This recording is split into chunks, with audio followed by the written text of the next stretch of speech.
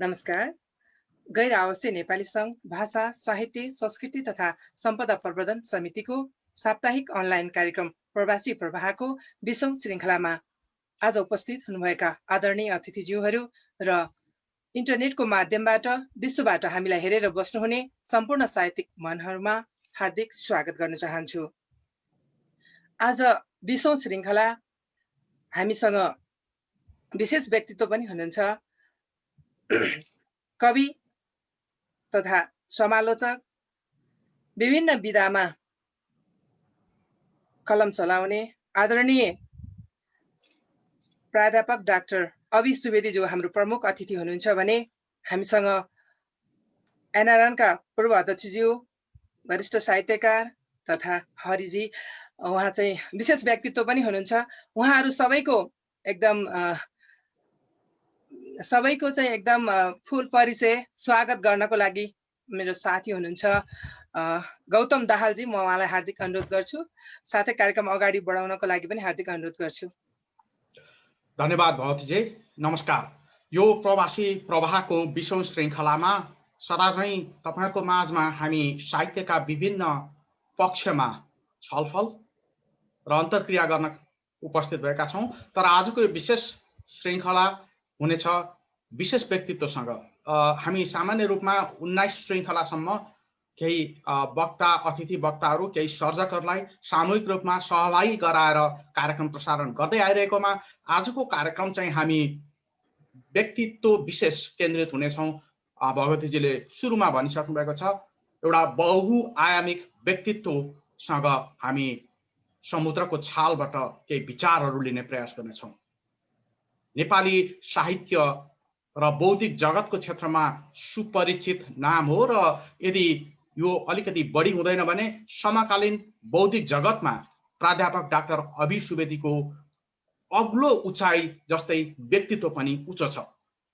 तिनै अग्लो, उहाँ नै उच्च व्यक्तित्वको धनी र बहुआयामिक नाटक, लेखन, प्राध्यापन, साहित्य र समालोचना यी सबै क्षेत्रमा पनि उत्तिकै दखल र भाषागत रूपमा पनि नेपाली र अङ्ग्रेजी भाषागत रूपमा पनि दुवै भाषामा अत्यन्तै पोख्त। अङ्ग्रेजी भाषाको त उहाँ विभागीय प्रमुख पनि हुनुहुन्छ। 4 दशकभन्दा बढी त्रिभुवन विश्वविद्यालयको, मुलुकमा एकमात्र विश्वविद्यालय हुँदाखेरि अङ्ग्रेजी भाषा अध्यापनमा संलग्न हुनुभएका 4 दशक लामो अध्यापनपछि आंशिक रूपमा अहिले उहाँ रिटायर्ड हुनुहुन्छ, सेमी रिटायर्ड उहाँलाई भन्न सकिन्छ।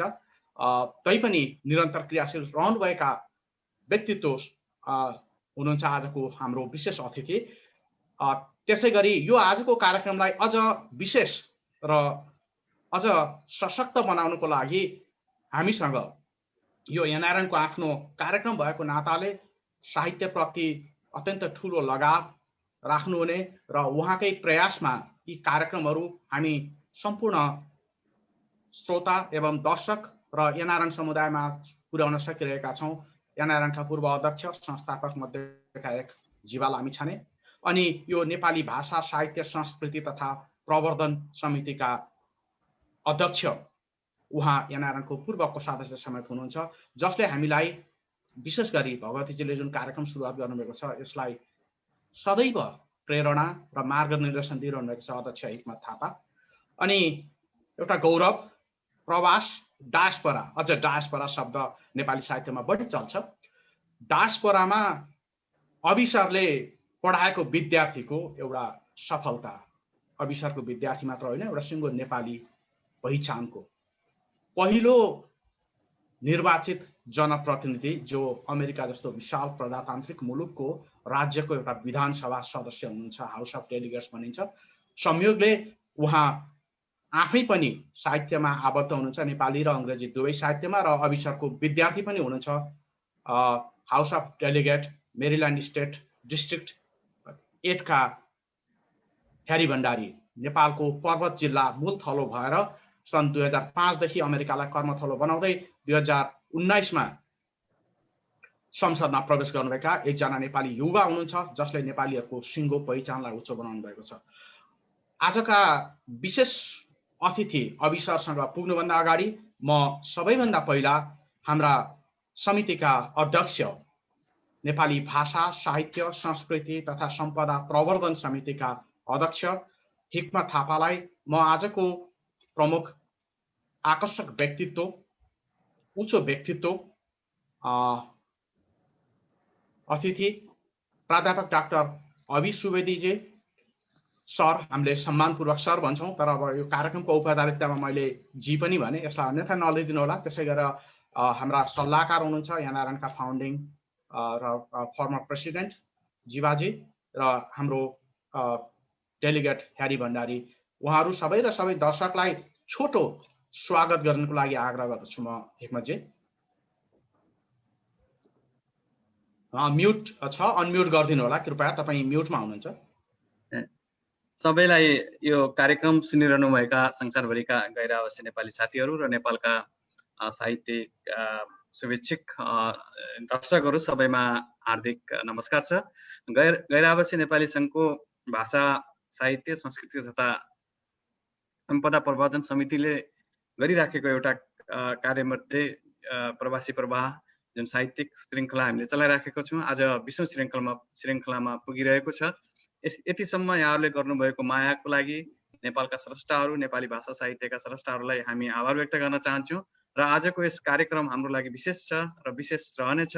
आज 20औं श्रृङ्खलामा पुग्दा हामी सबैका गुरु नेपाली भाषा साहित्य संस्कृति नाटक अब बौद्धिक व्यक्तित्व अङ्ग्रेजी भाषा र त्रिभुवन विश्वविद्यालयका एउटा इतिहास गौरव गुरु अभि सुवेदी हामीसँग हुनुहुन्छ र डायस्पोरा नेपाली डायस्पोराको बारेमा, प्रवासी नेपालीहरूका बारेमा, प्रवासी नेपालीहरूले डायस्पोरामा भएको भाषा साहित्य संस्कृति जनजीवनका सबै बारेमा उहाँका मनका लागेका कुराहरू बोलिदिनुहुनेछ र हाम्रो डायस्पोरा हामी कसरी हिँडिराखेका छौँ, कता गइराखेका छौँ भन्ने धेरै कुराहरू उहाँबाट थाहा पाउनेछौँ। म आदरणीय गुरु अभि सुवेदीज्यूलाई स्वागत गर्दै र आज यस कार्यक्रममा जोडिनुभएका उहाँलाई स्वागत गर्न पुग्नुभएका एनआरएनका पूर्व अध्यक्ष जीवा लामिछानेज्यू र हाम्रा नेपाली डायस्पोराका गौरव ह्यारी भण्डारी जो त्यहाँका प्रदेश सभाको सांसद हुनुहुन्छ, उहाँलाई पनि स्वागत गर्दै म कार्यक्रम अगाडि बढाउन अनुरोध। धन्यवाद हिक्मतजी। यो कार्यक्रमलाई हामीलाई पर्दा पछाडिबाट विभिन्न माध्यमबाट प्रत्यक्ष प्रसारण सहयोग गर्नुभएको छ। यसै कमिटीमा रहनुभएका सञ्चारकर्मी मित्र नृपेश उप्रेतीजीले हामीले scotnepal.com, eNepliz.com, londonnepalnews.com, Gorkha radio, नेपालब्रिटेन.com, साझापाना.com र युरोप नेपाली खबर लगायतका विभिन्न अनलाइन र सञ्चार माध्यम मार्फत पनि यसलाई प्रत्यक्ष प्रसारण गरिरहेका छौँ र यो एनआरएनको भाषा साहित्य को फेसबुक पेजबाट यो प्रत्यक्ष प्रसारित छ। अब म छोटोमा आज अभि सरसँग वार्तामा प्रवेश गर्नुभन्दा पहिला हामीसँग रहनुभएका दुईजना अतिथि मध्ये अभि सरका विद्यार्थी, मेरील्यान्ड हाउस अफ जनरल एसेम्ब्लीका निर्वाचित पहिलो नेपाली मूलको युवा निर्वाचित व्यक्तित्व, अमेरिकाले मात्र होइन सम्भवतः त्यो लेभलमा डायस्पोरामा निर्वाचित हुने पहिलो व्यक्तित्व हाम्रो युवा व्यक्तित्व ह्यारी भण्डारी हुनुहुन्छ। पर्वत मूल थलो भएर अमेरिका आएर पनि अमेरिकाको मूलधारको राजनीतिमा आफूलाई निर्वाचित गराएर, हामी अल्पसङ्ख्यक छौँ, हामी थोरै छौँ, तर पनि एउटा प्रतिनिधि बन्ने काममा निर्वाचित भएर जहाँ प्रवेश गर्नुभएको छ, उहाँ संयोगले अभि सरको विद्यार्थी पनि हुन्छ। Harry Bhandari, delegate Harry Bhandari, तपाईँलाई संक्षेपमा आफ्ना सन्देशका लागि म आग्रह गर्दछु। सर्वप्रथम धन्यवाद यसरी यो अपर्च्युनिटी दिनुभएकोमा एनआरएन को ल्याङ्ग्वेज लिटरेचर कल्चर को सम्पूर्ण टिमलाई, हाम्रो जीवा लामिछाने दाई, हिक्मत दाई, हाम्रो भगवतीजी अनि गौतमजी, निरपेशजी, सम्पूर्णलाई मेरो एकदमै हार्दिक नमन छ। र सर्वप्रथम त म अभि सुवेदी सरको बारेमा तपाईँहरूले भनि नै हाल्नुभयो, उहाँ एउटा लिभिङ लिजेन्ड पनि हुनुहुन्छ। उहाँको सेन्स अफ ह्युमर, उहाँको इन्टेलेक्चुअलिटीको म आफै पनि एकदम बेनिफिसियरी हो। So I'm so proud to call हाम्रो अभि सुवेदी सरलाई सर भन्दाखेरिमा र यसरी यो फोरममा सरलाई भेट्दाखेरिमा I'm so glad and it was such an honor। सरले कीर्तिपुरमा पढाउनु भएको, सरले शेक्सपियरको नाटक हेर्दा गोबर कसले कुद्छ भन्ने जस्तो एकदम he does bring that contrast लाइफमा। सधैँ सर कहिले पनि नथाक्ने लेखेर त्यो जुन एउटा कमिटमेन्ट छ, जुन एउटा क्यारेक्टर सरमा छ, जुन एउटा सरमा कन्फिडेन्स छ, it has been so surreal जस्तो लाग्छ. Over the last few years, decades-मा it has been so honor Nepal र नेपालीको लागि सर जस्तो एउटा व्यक्तित्व पाउनु र जुन सरले नाटकको क्षेत्रमा जुन नेपालमा नाटकको क्षेत्रमा रिभाइभ गर्नुभयो तपाईको र जुन एउटा कन्फिडेन्स दिनुभयो. I cannot thank you enough for helping to bring peace of mind to that intellectual community. That's so important, हजुरको. And again, thank you for your time on Sunday, हाम्रो East Coast ma. I will love to listen to you, your thoughts, and I always do that. And I thank you for all you do in advancing हाम्रो साहित्यलाई, हाम्रो चेतनालाई र एउटा democratic cause लाई. That's all about democracy, all about the human rights, all about life, liberty, and pursuit of social happiness. How a person can be happy, and you are a true inspiration. And I know I will not the only one who says these words. And absolutely, I'm so honored and I'm so humble to see Sarlai यो फोरममा, and wish you all the best, Gautamji. तपाईको प्रोग्रामको लागि. Thank you. Thank you. उहाँ चाहिँ यो अमेरिकाको राजनीतिमा state तहमा काम गर्दाखेरि उहाँहरू निर्वाचित जनप्रतिनिधिको रूपमा कानुन बनाउनुहुन्छ राज्यका लागि आवश्यक. कानुन बनाउने मध्ये पनि एउटा महत्त्वपूर्ण विभाग छ उहाँहरूको committee, health and government operation committee. त्यसमा हुनुहुन्छ र यो डेमोक्रेटिक पार्टीको नेसनल यङ सेक्रेटरी भएर पनि काम गर्नुभएको छ. अहिले मेरील्यान्ड डेमोक्रेटिक पार्टीको चाहिँ उहाँ सेन्ट्रल कमिटीमा हुनुहुन्छ. यति जानकारीपछि तपाईँहरूलाई म दर्शकको रूपमा कार्यक्रमको प्रत्यक्ष संवाद हेरिदिनको लागि आग्रह गर्दछु र म एनआरएनका संस्थापक पूर्व अध्यक्ष नेपाली भाषा साहित्यप्रति उहाँको जुन लगानी इन्ट्रेस्ट छ, चासो, रुचि र काम पनि गरिरहनु भएको छ, आजका विशेष अतिथिलाई आफ्ना मन्तव्यसहित कार्यक्रम अगाडि बढाउनको लागि म जीवाजीलाई आग्रह गर्दछु र हामी विशेष अतिथिसँग जोडिनेछौँ. धन्यवाद गौतमजी. नमस्कार.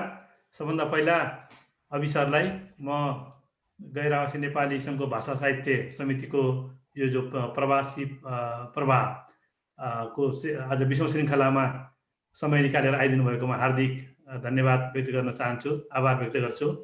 सरको म एकदमै धेरै ठुलो सम्मान गर्ने व्यक्तित्व हुनुहुन्छ. अघि पनि गौतमजीले भन्नुभयो, हरिजीले पनि भन्नुभएको छ. सरका नेपाली र अङ्ग्रेजी साहित्यमा समान रूपमा कलम चलाउन सक्ने नेपालमा थोरै व्यक्तित्वहरूमा मध्ये मलाई लाग्छ सरलाई एउटा टावरिङ फिगर नै भन्दा पनि यो अत्युक्ति नहोला.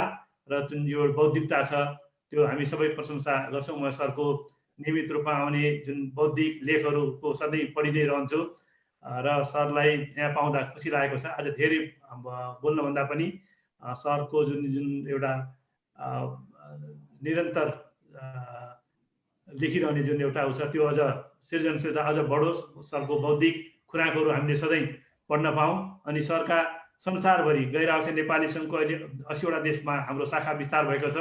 मलाई लाग्छ 80 वटै देशमा सरका हजार विद्यार्थीहरू काम गरिरहेका होलान्, त्यहाँ पढिरहेका पनि होलान् र हामी संसारभरि नै सरलाई अनुकूल हुँदाखेरि आउनुभयो भने स्वागत गर्न पनि पर्खेर बसेका छौँ. यो पनि म भन्न चाहन्छु. र म आफू चाहिँ अहिले जर्मनीमा छु. अनुकूल हुँदाखेरि म सरको घर पनि पुगेको छु. म्याडम सहित आउनु होला. युरोपतिर आउनुभयो भनेदेखि हामी एकदमै खुसी हुनेछौँ, स्वागत गर्नेछौँ र सरको सुस्वास्थ्य दीर्घायुको कामना गर्छु. यति मात्र भने. र त्यसै गरी आज हरि भण्डारी हुनुहुन्छ, उहाँलाई पनि स्वागत गर्न पाउँदा खुसी लागेको छ. हरिजी, तपाईँ चाहिँ नि हामी गैर आवासीय नेपालीहरू सबैको एउटा गौरव गर्न लायक व्यक्तित्व हो र म तपाईँ यति मात्र भन्छु, तपाईँ यङ हुनुहुन्छ. तपाईँले जुन एउटा हाइट अहिले चाहिँ गेन गर्नुभएको छ, यो अमेरिका एउटा प्रजातन्त्रको सबभन्दा ठुलो मुलुक मानिन्छ र एउटा अङ्गीकृत नागरिकले अमेरिकामा पाउन सक्ने सफलताको सबभन्दा उच्च बिन्दुमा तपाईँलाई पुग्नलाई सफलता मिलोस् भन्ने पनि म कामना गर्छु. र आज मैले धेरै कुरा भन्नुभन्दा पनि सरलाई सुन्ने हो, म अन्त्यसम्म पनि रहनेछु भन्दै यति मात्र मैले भन्न चाहेँ. धन्यवाद. धन्यवाद. हामी प्रारम्भिक चरणमा आजको कार्यक्रमका बारेमा अलिकति चर्चा गर्न लाग्यौँ. भगवतीजी, अब हामी औपचारिक रूपमा हाम्रा आजका अतिथि वक्तासँग सुरुवात गर्नेछौँ. केही जिज्ञासा आदरणीय दर्शकवृन्द, अभिसरसँग सम्बन्धित केही जिज्ञासाहरू छन् भनेदेखि तपाईँ हामीलाई म्यासेज गर्न सक्नुहुनेछ. भगवतीजीले हेर्नुहुनेछ, निरपेशजी पनि हुनुहुन्छ. भगवतीजी, अब हामी अभिसरलाई स्वागत गरौँ प्राध्यापक डाक्टर अभि सुवेदी सर, तपाईँलाई यो प्रवासी प्रवाहको 20औं श्रृङ्खलामा हार्दिक स्वागत छ। धन्यवाद। आज हामीलाई कहाँबाट कार्यक्रम सुरु गर्ने होला भन्ने एक किसिमको अलिकति अप्ठ्यारो पनि छ। एउटा बहुआयामिक व्यक्तित्व, तर कहाँबाट उठान गरेर हामीले यो समयको 45 मिनटदेखि 1 घन्टासम्मको समयमा तपाईबाट अधिकतम जानकारीहरू लिने साहित्यको क्षेत्रमा भने अलिकति अप्ठ्यारो पनि भइरहेको छ। कसरी सुरु गरौँ होला सरसँगको यो कार्यक्रम? अनि यसलाई अत्यन्तै सहज बनाऊ, साधारण कुराकानी जस्तो। यसमा केही छैन। त्यसो भएपछि यो आफै खुल्दै जान्छ, कुराकानी हो। यो हामी डायस्पोरामा छौँ, डायस्पोरासँग सम्बन्धित विषयबाट तपाईँलाई प्रश्नको उठान गर्न चाहन्छु। अहिले सेमी रिटायर लाइफ जस्तो तपाईँले बिताइरहनु भएको छ।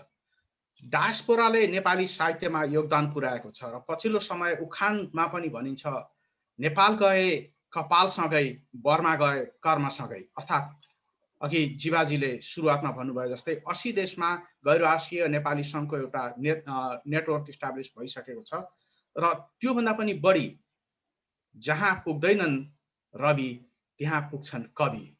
अर्थात् नेपाली भाषा साहित्य प्रेमीहरूको क्षेत्र फराकिलो हुँदै गएको छ। एउटा बौद्धिक व्यक्तित्व अनि एउटा सिद्धहस्त साहित्यकार समालोचकको आँखामा डायस्पोराको नेपाली साहित्य कतातिर जाँदैछ? यो प्रश्न अत्यन्त सरल सुनिए पनि अत्यन्त गम्भीर प्रश्न हो। किनभने यसले विशेषज्ञताको माग गर्छ। डायस्पोराको साहित्य अध्ययन गर्ने धेरैजना हुनुहुन्छ। मेरा विद्यार्थीले भर्खरै एउटा पिएचडी पनि सकेका छन् यसैमा। अनि पहिलाका मेरा साथी वरिष्ठ प्राध्यापक गोविन्द भट्टराई, मेरो लन्डनमा बस्ने प्रोफेसर माइकल हट अनि अरू मित्रहरूले चाहिँ यो डायस्पोरा विषयमा धेरै लेख्दै आउनुभएको छ। र आजै पनि मैले अनि अहिले भर्खरै एउटा मेरो विद्यार्थी इटारीको डाक्टर रामजी तिमिल सिन्हा, उनले चाहिँ नै डायस्पोरामै पिएचडी भर्खर सकेर अहिले त्यसैको जोसमा छन्। उहाँहरूसँग धेरै जानकारी छ। मलाई चाहिँ नै नित्य यसमा चाहिँ नै लागि नरहेको हुनाले कुन कुन कृति लेखियो, कस्तो लेखियो, कहाँ लेखियो भन्ने चाहिँ म सक्दिनँ। तर केही विशेष यसका सैद्धान्तिक धारहरू, डायस्पोराको साहित्य कस्तो हुन्छ र हाम्रो नेपालीको डायस्पोराको साहित्यमा पुग्नुको ट्र्याक त्यो के हो भन्ने चाहिँ मेरो आफ्नो एउटा धारणा छ। जस्तै साहित्यबाट सुरु भयो, बाहिर बसेर साहित्यको साधना गर्ने, साहित्यको संस्था बनाउने, साहित्यका संवाद गर्ने, साहित्यका प्रकाशन गर्ने, यो विधिलाई म चाहिँ एउटा महत्त्वपूर्ण उपलब्धि मान्छु। कुनै पनि जमातको, कम्युनिटीको अथवा देशको मानिसहरू कुनै ठाउँमा जाँदाखेरि उनीहरूले हासिल गर्ने एउटा अत्यन्त विशिष्ट उपलब्धि मध्ये साहित्य हो। साहित्यको रचना गर्नु भनेकै नै त्यो सबभन्दा ठुलो उपलब्धि हो। र पढ्दै गएँ, आज दिउँसो पनि पढिराखेको थिएँ। धेरै रचनाहरू भएका छन्, धेरै कुराहरू किताब यहीँ नै निस्किएका छन्। एकाडेमीले तयार गरेको रहेछ, बाहिर ब्रिटेनतिर तयार भएको रहेछ। डायस्पोराका चाहिँ कलेक्सनहरू, कविताका, कथाका, नारी कथाका धेरै कलेक्सन रहेछन्। र त्यसमा एउटा स्कलरहरूमा, क्रिटिकहरूमा डिबेट पनि रहेछ। कतिलाई डायस्पोरा भन्ने, कतिलाई नभन्ने, म त्यसमा जान चाहन्न। यो चाहिँ नि साधारण अर्थमा के लिएको रहेछ भन्दाखेरि, बाहिर अनेकौँ कामले बस्ने र गएको देशमा, मुलुकमा स्थापित भएर काम गर्ने, सांसदै भइसकेपछि भनेपछि त्यो मुलुकमा सांसद भएर तपाईँको लेजिस्लेटर हुनु भनेको सायद यो युनिक एक्जाम्पल होला। यो अद्वितीय मैले थाहा पाएको छैन। भारतको अगाडिका उदाहरणहरूका कुरा गर्दाखेरि आउँछ होला, तर यसरी वेस्टर्न हेमिस्फियरको अमेरिका जस्तो देशमा हुनु, त्यो पनि मेरो निम्ति गौरवको लागि विद्यार्थी हुनु र साहित्यहरू एकताबद्ध भएर साहित्यमा अभिव्यक्तिको भाषा खोज्नु, मलाई लाग्छ डायस्पोराको साहित्यको एउटा अत्यन्त महत्त्वपूर्ण एउटा सिम्बोलिक, प्रतीकात्मक उचाइबाट प्राप्त गर्ने विषय हो भन्ने म ठान्छु। यतिमै बस्छु। एउटा समालोचनात्मक क्षेत्रको दृष्टिकोणबाट चाहिँ यो डायस्पोरिक साहित्यलाई चाहिँ तपाईँले कसरी बुझ्नुहुन्छ? तपाईँको व्यक्तिगत बुझाइ चाहिँ एज अ समालोचक। विषयमा चाहिँ सुरु गर्दाखेरि जस्तै कस्तो भन्दाखेरि पहिला त यो बाहिर थिएन नि त। पहिला यसको सम्बन्ध कहाँबाट सुरु भयो भन्दाखेरि यो एउटा सैद्धान्तिक उसमा डबल बाइन्ड भन्छ नि, यो त्यो पनि हो यो पनि हो, दुइटै चिजले बाँधिएको एउटा बडो अप्ठ्यारो विषय हो। जस्तै पहिला सुरुमा हामीसँग भएको पहिलो डायस्पोराको चाहिँ नि हामीले यसलाई डिल गरेको त भारत र नेपाल बिचको हो के डायस्पोरा। त्यो प्रसङ्गमा म जोडिन्छु अहिले। तर हामी जुन गैर आवासीय डायस्पोरिक गतिविधिको बारेमा केन्द्रित छौँ, तपाईँले उठान गर्न खोज्नु भएको जिज्ञासालाई मैले लिपिबद्ध गरेको छु। म अहिले सोध्नेछु तपाईँसँग, हामी त्योभन्दा बाहिरको क्षतिजमा जाउँ। सैद्धान्तिक ढङ्गले त्यो कुरा उठेको हो वास्तवमा। त्यसरी सुरु हुँदै हुँदै अब एनआरएनएले चाहिँ नै रिप्रेजेन्ट गर्ने डायस्पोराको भन्दाखेरि मैले देखेको बुझेकोमा चाहिँ नै त्यसभित्र उनी स्रष्टाहरू लेखकहरूले लेखेका जति साहित्य पढेको छ अहिले कोट गर्न सक्दिनँ। उहाँहरूको राइटिङमा चाहिँ के छ भन्दाखेरि एउटा अघि नै भने डबल बाइन्ड द्वैतता, नेपालतिरको सेन्टिमेन्टहरू धेरै छ तर आफू पुगेको ठाउँको विषयमा थिमहरू छन्। यो किसिमको दुईटा किसिमको इम्पल्सहरू चाहिँ मैले देखिराखेको छु डायस्पोराको त्यो चाहिँ नि साहित्यको थिमहरूमा। यो दुईटाको डबल बाइन्ड एउटा इम्पल्स, यो सबै डायस्पोरिक साहित्यको चरित्र नै हो। त्यसकारण के देखेछ भने एउटा चाहिँ के भने अत्यन्त सहज भएर लेख्ने, त्यो एउटा क्वालिटी देखेँ। अर्को कुरा अहिलेसम्म चाहिँ मैले पढेको थाहा पाएकोमा चाहिँ धेरै नै यो परैको भएर एकदम एलिएनेट भएर लेखिहालेको अवस्था चाहिँ छैन। नेपालसँग जोडिएको लिङ्क भएकै साहित्यको रचना चाहिँ नि भएको मेरो अनुभवमा छ। त्यसो भएको हुनाले यो चाहिँ नि अगाडि राम्रो उसमा गएको छ। अस्ति क्यानाडामा जाँदाखेरि 1 वर्ष अगाडि चाहिँ गएको थिएँ, त्यहाँ एउटा किताब हाम्रो उसको नाटकको भाइको विमोचन गरेको थिएँ, त्यसमा छलफल भएको थियो। त उहाँले वहाँ बसेर पनि त्यहाँको विषय पनि लेख्नु भएको छ, यहाँका इस्युजहरूमा पनि लेख्नु भएको छ। अनि त्यो लेखेर उहाँको कम्युनिटीलाई पनि सम्बोधन गर्नुभएको छ, यताको कम्युनिटीलाई पनि सम्बोधन गर्नुभएको छ। त्यो भएको हुनाले डायस्पोरिक साहित्यको वास्तवमा चरित्र त्यही नै हो। अहिले मैले बुझेको देखेकोमा चाहिँ यो चाहिँ नि एनआरएनएले रिप्रेजेन्ट गर्ने कम्युनिटीको लेखकहरूले लेखेको साहित्यमा त्यही नै छ। यहाँले अहिले बताउनु भएको एउटा समालोचकीय दृष्टिकोणले जसरी आफ्ना कुराहरू राख्नुभयो, गौतमजीले सोधे जस्तै गरेर अहिले चाहिँ यहाँ चाहिँ विशेष गरी अनुवादक पनि हुनुहुन्छ, अनुवाद पनि गर्नुहुन्छ यहाँले। विशेष गरी जापानिज हाइकुहरू चाहिँ अझै धेरै राम्रोसँग यहाँले अनुवादहरू गर्नुभएको छ। डायस्पोरामा बसेर लेख्नेहरूलाई प्रायः जसो डायस्पोरिक साहित्य नभइदिएको भए नेपाली साहित्यमा जुन अहिलेको जस्तो आकार, अहिलेको जस्तो त्यो फराकिलोपन आउँथ्यो कि आउँदैन थियो, कस्तो लाग्छ यहाँलाई? अनि त्यो त कस्तो भन्दाखेरि डायस्पोराको साहित्य भएकोले व्यापकता भयो भन्ने अर्थमा। हजुर, त्यो एक अर्थमा चाहिँ त्यो व्यापकताको चाहिँ कसरी हेर्छु भन्दाखेरि बाहिर बस्ने नेपालीहरूको विस्तार छ नि त, धेरै ठुलो व्यापक विस्तार छ नि त।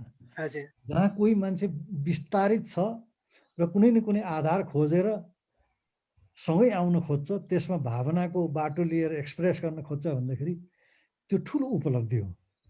त्यसो भएको हुनाले व्यापकता त्यो अर्थमा बुझ्नुपर्छ। किनभने अघि परिचयमै भयो कि कतिवटा देश भन्नुभयो, 80वटा देशमा हजुर, नारायणको त्यो सानो उपलब्धि होइन नेपाली डायस्पोराको निम्ति। त्यस अर्थमा व्यापकताको अर्थ हो।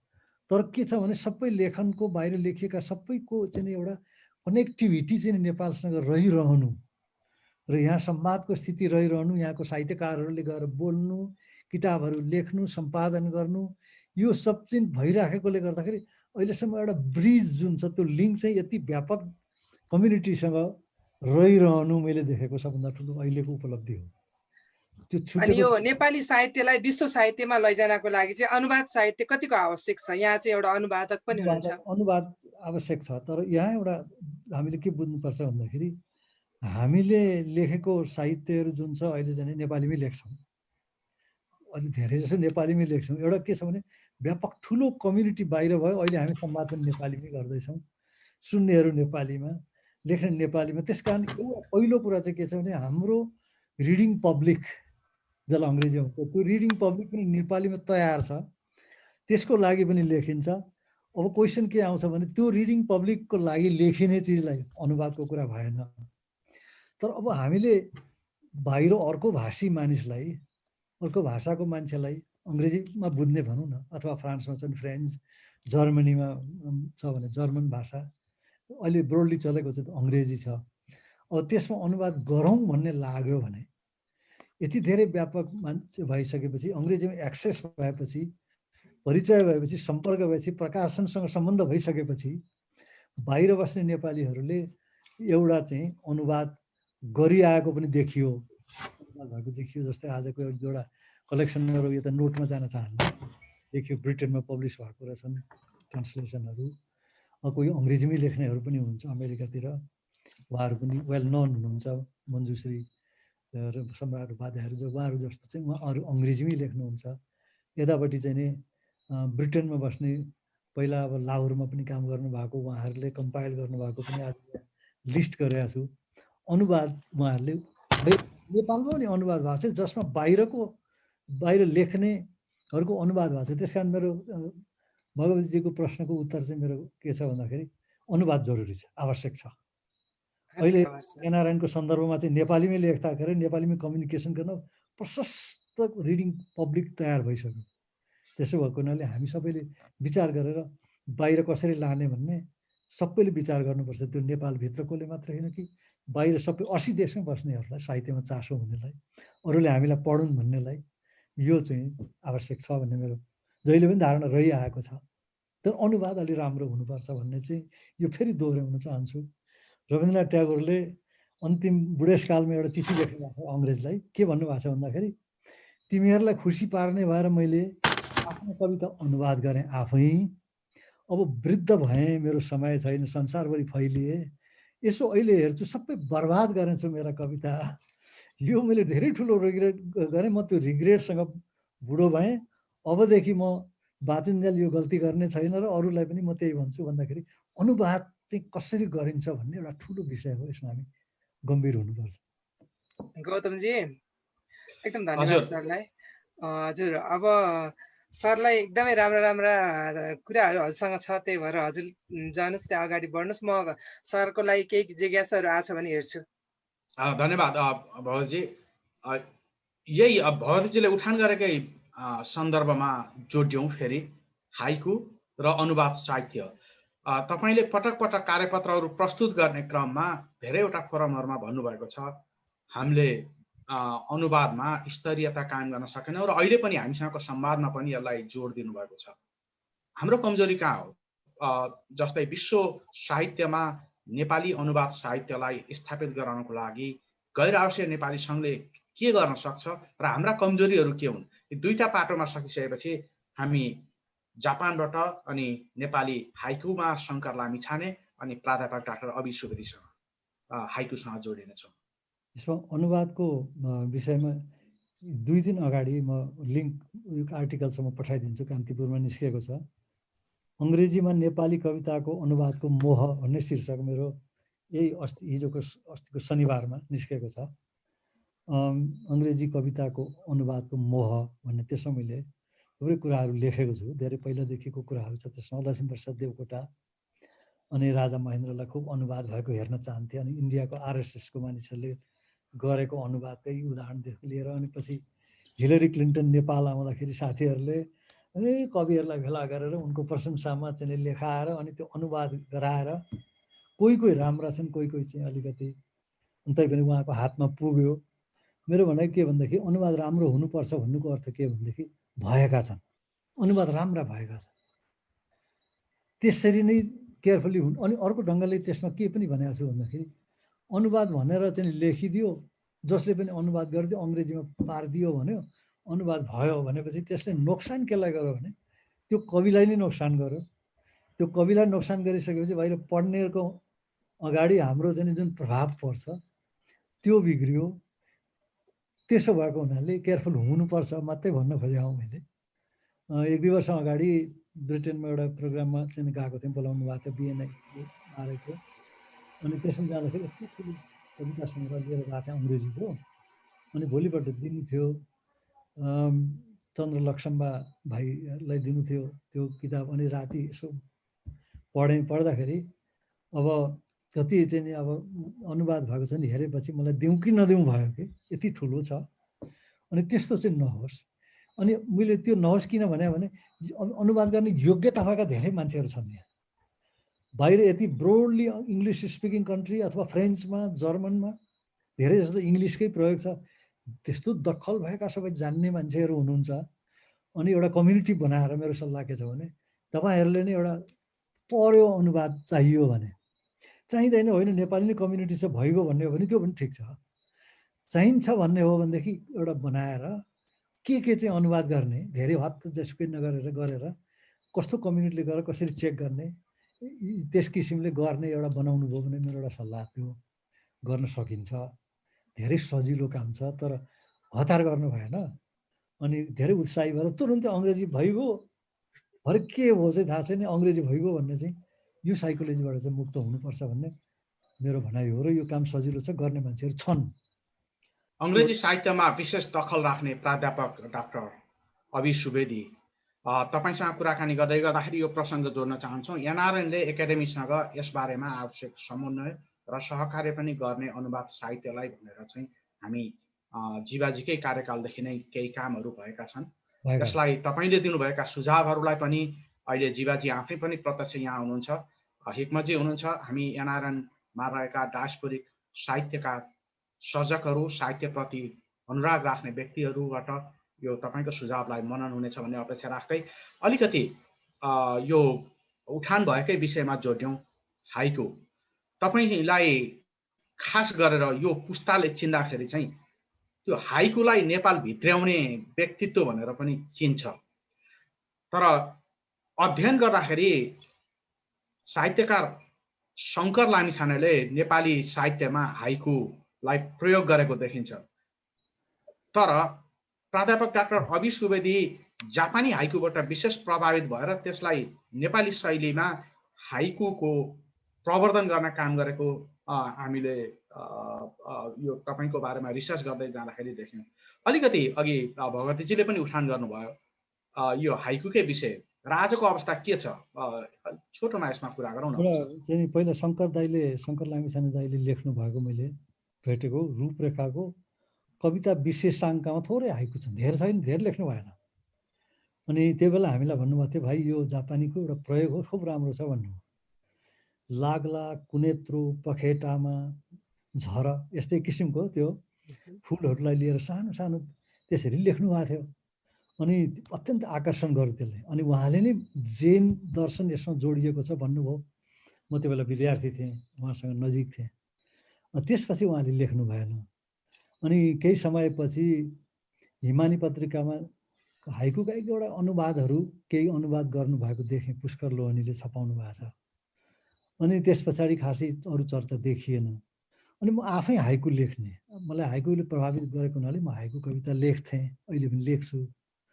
लेखेपछि अनि त्यसमा हाइकुको जापानी हाइकुको जेन हाइकु, हिजोको हाइकु, आजको हाइकुले प्रभावित भएको हुनाले यो चाहिँ नि जापान फाउन्डेसनको एउटा यहाँ जोसापासा भन्ने नेवार साहित्यको एकाडेमीले एउटा काम गर्थ्यो।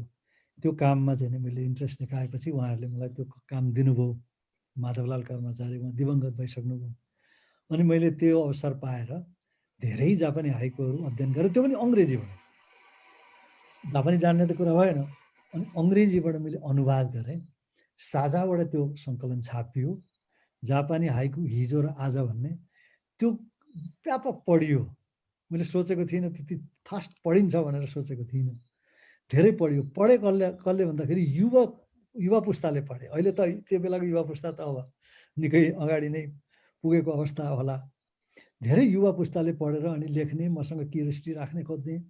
त म पहिला ल्याएँ कि ल्याएन मलाई केही थाहा छैन। फेरि त्यसमा म त्यति खोजी पर्दिनँ, मलाई त्यो पहिलो हुने चाहना पनि छैन। अनि नेपाली विभागको खोज्नेहरूले पत्ता लगाएर भन्नुभयो सर तपाईँले त पहिला पनि लेख्नु भएको छ, पहिले प्रकाशित भएछ यस्तै, त्यो राम्रै भयो। त्यसपछि अरूहरूले ल्याउनु भयो, क्षेत्र प्रतापजी आउनुभयो, अरूहरूले प्रकाशन गर्नुभयो, जापानी कविहरू पनि आएर त्यहाँ संलग्नता भयो।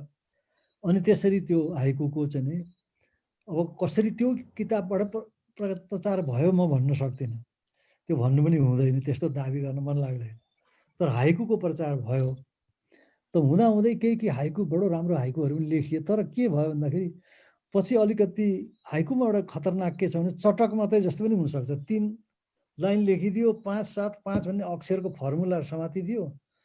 तर हाइकु भनेको चाहिँ एउटा जैन दर्शनमा एउटा कोवान हुन्छ, त्यसमा एउटा प्रब्लम हुन्छ। अनि त्यसलाई 3 अक्षरभित्रै पुछारको अर्थमा चाहिँ त्यसको सातोरी अकस्मात फ्ल्यास नलेज चाहिँ फ्ल्यासमा आउने भन्ने जुन दर्शन छ हाइकुको, त्यो मिस भयो भनेदेखि त्यो हाइकु हुँदैन। अक्षरहरू नगर्नुहोस्, अक्षर मिलाउनुहोस् ठिक छ, म चाहिँ गन्दिनँ, किनभने त्यो खास साइन्टिफिक छैन। जापानी लेटरहरूको आफ्नै गण्य प्रणाली छ, त्यसमा उहाँहरूले गर्नुभएको। ती अङ्ग्रेजीमा ट्रान्सलेसन हुँदाखेरि कसैले ट्रान्सलेट गर्ला, नभएदेखि गरिँदैन। स्पिरिट चाहिँ कायम गर्नुहोस् भन्ने मेरो भनाइ हो। अनि मसँग असहमत हुनेहरू थुप्रै हुनुहुन्छ, 5, 7, 5 गर्नुपर्छ भन्नुहुन्छ। म चाहिँ स्पिरिट, जेनको स्पिरिट, त्यो पढ्दाखेरि थ्रिल होस्, 3 हरफमा एउटा डिस्कभरी होस्। जस्तै बासोले गर्दाखेरि अङ्ग्रेजीमा मैले अनुवाद गरेको थिएँ, ओल्ड पन्ड, लिभ स्प्ल्यास, ए फ्रग, 3 लाइन मैले अनुवाद गरेँ। पुरानो पोखरी फुत्त छ्याप्ल्याक्क भ्यागुत्तो भनेर गरेँ। त्यो पुछारको भ्यागुत्तो चाहिँ सातोरी, एउटा पुरानो पोखरीमा गएपछि एउटा हाम्रो ओरिएन्टल दर्शनको एउटा कस्मिक उसको त हाम फाल्ने, प्रतिद्वन्दिता गर्ने होइन। पश्चिमको साइन्सले प्रतिद्वन्दिता गर्छ र साइन्स निस्कियो। हाम्रो समर्पण त्यसभित्र पस्ने भएपछि त्यो अन्तिम हरफ चाहिँ सातोरी हो भन्ने त्यो पनि व्याख्या गरेको छु मैले त्यो भूमिकामा। म अहिले पनि त्यही विचार छु, अहिले पनि लेखिरहेको छु। हाइकु भर्खरै मात्रै 1 महिना अगाडि यो लकडाउनमा पनि लेखिरहेको छु। बडो अघि ह्यारिसले भन्नुभएको शान्ति दिनु, मलाई पटक पटक भन्नुभयो शान्ति दिँदै हुनुहुन्छ भन्नुभयो। मेरो लागि त्यो सबैभन्दा ठुलो च्यालेन्जिङ र मैले त्यो भन्दा नै शान्ति। सर तपाईँले शान्ति दिनुभयो भन्नुभयो। छोटो एउटा कुनै तपाईँसँग अहिले अगाडि सम्झनामा अर्थात् तपाईँको नोटमा कुनै एउटा हाइकु छ? अहिले लकडाउनको बारेमा पनि छ भन्नुभयो, हामी तपाईँसँग सुन्न सक्छौँ? छ, ठ्याक्क अक्षर मिल्दैन होला, अलिकति बिर्सेँ। एकजना जाई भन्ने मान्छेको उहाँका 2टा कुकुर थिए। एक दिन बेलुकाको समयमा जुन आकाशमा लागेको थियो, ठुलो भाँडोमा 2टा कुकुरहरू पानी खाँदै रहेछन्। जाईका कुकुर दुवै एकै साथ जिब्रोले जुन हल्लाउँछन् भनेर लेखे। अनि त्यो त कसमस नै, एउटा कुकुरले हल्लाइरहेछ, जुन त्यो पानी खाँदा जुन हल्लिरहेको छ। ओहो, मलाई त यति ठुलो त्यसले समात्यो हो। यस्ता थुप्रै हाइकुहरू लेखेको छ। हजुर, अब यो प्रसङ्गपछि हामी क्वेसनहरू पनि आछन्, म एउटा प्रश्न राखौँ अनि त्यसपछि तपाईँसँग म आउँछु है भगवतीजी। एउटा अघि तपाईँले नै उठाउनु भएको थियो र ईश्वरले पनि सुरुवातमा उठान गर्नुभएको छ। यो नेपाली साहित्यमा खास गरेर अहिले डायस्पोरिक शब्द पछिल्लो आधुनिक शब्द भए तापनि आयामेली आन्दोलन भाषा साहित्यमा, जस्तै मित्र राष्ट्र जस्तै सिक्किमको नेपाली साहित्य, असमको साहित्य र खास गरेर त्यो छिमेकको प्रवासबाट, जस्तै लैनसिन वाग्देललाई नेपाल भित्र्याएर साहित्य र चित्रकलामा स्थापित गरेको प्रसङ्ग होस्, अर्थात् सुगम सङ्गीतका अमर गुरुङदेखि लिएर गोपाल योन्जनसम्मका कुराहरू हुन्। धेरै यस्ता नामहरू हामी दिन सक्छौँ, अगमसिंह गिरीदेखिका धेरै पात्रहरूको हामी नाम दिन सक्छौँ। जुन एउटा गरिमा थियो त्यहाँबाट नेपाली साहित्य सङ्गीत को समग्र क्षेत्रमा जसरी हामी अलि धनी थियौँ, यो डायस्पोरिक गतिविधिले त्यो सम्बन्ध अलिकति कमजोर भएको छ अभिसर, त्यसरी भन्न सकिन्छ? अर्थात् आज हामी किन त्यहाँ केन्द्रित हुन सकेका छैनौँ? के यो फैलावट भएर भयो, अर्थात् त्यो हिजोको पृष्ठभूमि र आजको पृष्ठभूमि हामी कहाँनिर छौँ? हिजो यो बडो महत्त्वपूर्ण प्रश्न नै यही हो कि हामीले डियास्पोरा भन्छन् अथवा डायस्पोरा। हजुर, जस्तै आयामेली आन्दोलन भयो, बैरागी काइलाहरू, ईश्वर बल्लभहरू, यी धेरै पछिहरू आए, तर सुरुवातदेखि नै मैले अघि बाङदेल सरदेखिको कुराहरू लिएर आएँ। डियास्पोराको सानो एउटा कुरा मेन्सन गर्न चाहन्छु। हिजो भारतको साहित्य र नेपालको छुट्टिँदैन थियो। अनि भारत यो डियास्पोराको त्यहाँ अहिले तपाईँहरू बस्नुभएको ठाउँको पनि अहिले पनि त्यो समस्या हो। कतिसम्म अहिले यसमा अध्ययन हुँदाखेरि कतिमा चाहिँ डियास्पोरा हुन्छ कतिमा हुँदैन भन्ने बहसमा त्यो मेरो विद्यार्थीले गरेका पिएचडीका उहरू पनि सबै हेर्छु। प्रोफेसर गोविन्द अधिकारी के अरे भट्टराईले लेख्नु भएको, खगेन्द्र लुइटेलले लेख्नु भएको, यी सबैमा बहसहरू यही नै हो। तर यसमा चाहिँ के छ भन्दाखेरि यो इन्डिया र मा लेख्ने र नेपालमा लेख्नेको बिचमा के ठान्नुहुन्थ्यो उहाँहरूले भने नेपाल मेरो देश हो तर म भारतमा छु भन्ने ठान्नुहुन्थ्यो। के अरे अनि त्यहाँदेखि के अरे अमर गुरुङले लेख्नुभयो, उहाँले चाहिँ नि आँसु नझार आँसुले के परेला अरूले निर्धार सम्झेला, बुझ्छ र कसले रोएको आँसुका घुड्का पिएर अरूका सारमा हाँसेको आँसुका घुड्का पिएर शब्द बिर्से यो भन्नुभएको छ। अरू भनेको उहाँ हामी छौँ।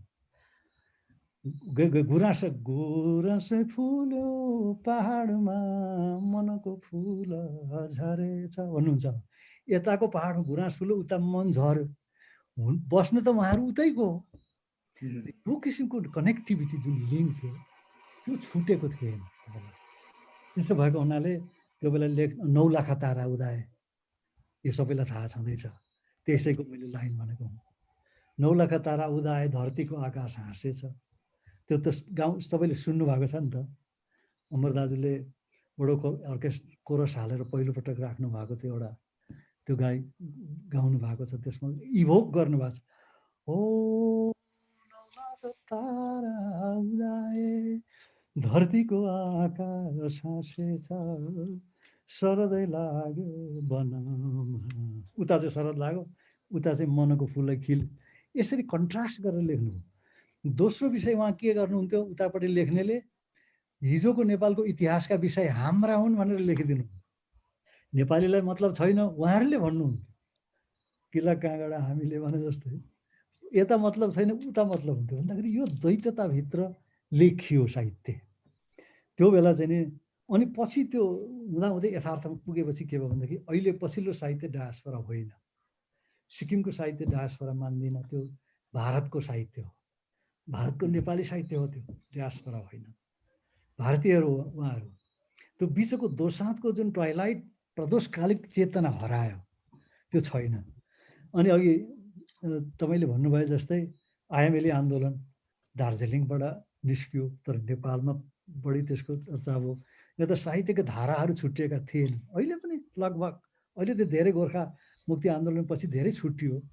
इन्द्रबहादुर दाई अब के अरे जयमा एक्लै ऊ एक्लै लिखापानी पुगी भन्ने जस्तो डायस्पोरिक कथा लेख्ने मान्छे उहाँले कहिले पनि म भारतको मात्रै हुँ भन्नु भएन। नेपालसँगै थियो उहाँको अडियन्स, यतै थियो, पाठक यतै थियो, सबै यतै थियो। तर अहिले बिस्तारै गएर चाहिँ भारतको नेपाली साहित्य नेपालको साहित्य भनेर छुट्यो। पछि त प्रवासी भन्थ्यो, प्रवासी भन्दा रिसाउनुहुन्छ अहिले उहाँहरू, रिसाउनुहुन्छ। उहाँ भुपी शेरचन दाईले पनि लेखिदिनु भयो नौलाखा तारा उदाएको जवाफमा चाहिँ के अरे, अल्झेछ क्यारे पछ्यौरी तिम्रो चियाको बोटमा भन्नु उनीहरूलाई बोलाएको थियो। भन्थे नि दाइले भाइ टिकामा बहिनी फर्केला क्षितिजमा जस्तै निधारमा हाम्रो इन्द्रेणी लर्केला दिनभरि कागज कराइरह्यो दिनभरि कागज कराइरह्यो बेलाको ठुटामा अल्झेछ क्यारे। हजुर, यो कार्यक्रम अत्यन्त रोचक हुँदैछ। अवि सर यति हामीसँग खुलस्त हुँदै हुनुहुन्छ। हामी यो चाहिँ मैले व्याख्या गर्न खोजेको के भन्दाखेरि हजुर उताबाट आउने चेली भनेको प्रवासी हो, उहुँ, उतातिरको हो। त्यो चियाको बगान छ नि त त्यहाँ आउने। त्यसकारण यो अमर गुरुङको 9 लाख तारा उदायलाई जवाफको लागि भुपी दाइले लेख्नु भएको गीत हो। फेरि उतैको गोपाल इन्जनले सङ्गीत गरेर गाएको यहाँ गर्दाखेरि तपाईँले अघि सोधेको प्रश्न सङ्गुलन थियो, अहिलेको जस्तो छुट्टिएको अवस्था थिएन, सङ्गुलन थियो। त्यो बेला चाहिँ त्यो थियो। सायद व्यावहारिक भएन, उहाँहरू नै यतै आउनुभयो।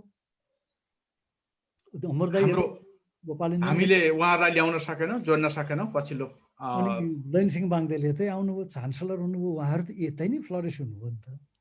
त्यस्तो भएको हुनाले पछिल्लो त राजनीतिक परिवर्तन भए, त्यो गोर्खा मुक्ति आन्दोलन भयो, के भयो गर्दाखेरि आफ्ना आफ्ना किसिमको अहिले अवस्था फरक भयो। त्यस कारण अहिले गएर कसैले प्रवासी नेपाली भन्यो भनेदेखि त धेरै रिसाउनुहुन्छ नि। हामी प्रवासी होइन भनेर उहाँले जवाफ आउँछ। प्रवासी होइन, एकदम पक्कै हजुरले भन्नु होइन नै हो। भगवतीजी, अब म फेरि अविश्वाससँग तपाईँलाई जोड्न चाहन्छु। तपाईँ भन्दै हुनुहुन्थ्यो केही जिज्ञासाहरू आएका छन्, केही प्रश्न अविश्वाससँग छन्। भगवतीजी, म जोड्न चाहन्छु तपाईँलाई। हजुर, धन्यवाद गौतमजी। हामी चाहिँ आज प्रवासी प्रवाहको 20औं श्रृङ्खलामा छौँ।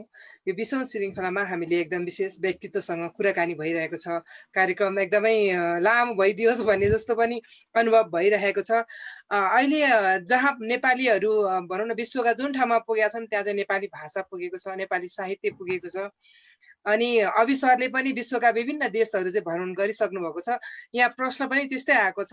राजकुमार कार्कीजीले सोध्नु भएको छ, नेपाली साहित्य र पश्चिमी साहित्य बीच के अन्तर पाइन्छ भनेर सोध्नु भएको छ। उहाँको जिज्ञासा यसो बताइदिनुहोस् केही। धेरै ठुलो अन्तर छ नि। हामी हाम्रै विषयमा, हाम्रै समस्या, हाम्रै देश, भूमि, चिन्ता, चेतना, इतिहास लेख्छौँ। पश्चिमी भनेको फेरि ठुलो छ, पाश्चात्य भने धेरै ठुलो छ। अङ्ग्रेजी हो कि अमेरिकी हो कि, अमेरिकी साहित्यमा पनि धेरै विविधता छन्। अब गोराको मात्रै होइन अमेरिकी साहित्य, अफ्रिकन अमेरिकनको पनि साहित्य हो, ल्याटिनोको साहित्य हो। अब हाम्रो सांसद ह्यारिसले रिप्रेजेन्ट गरेको भोलि गएको त्यो नेपालीहरूको आफ्नो आइडेन्टिटीको तपाईँहरूको हुन्छ, तपाईँको हाम्रो साहित्य हो। त्यसो भएको हुनाले त्यो पनि पश्चिमको हो। त्यस कारण पश्चिमको चाहिँ भन्दाखेरि पश्चिमको आफ्नै परम्परा छ, हाम्रो आफ्नै परम्परा छ।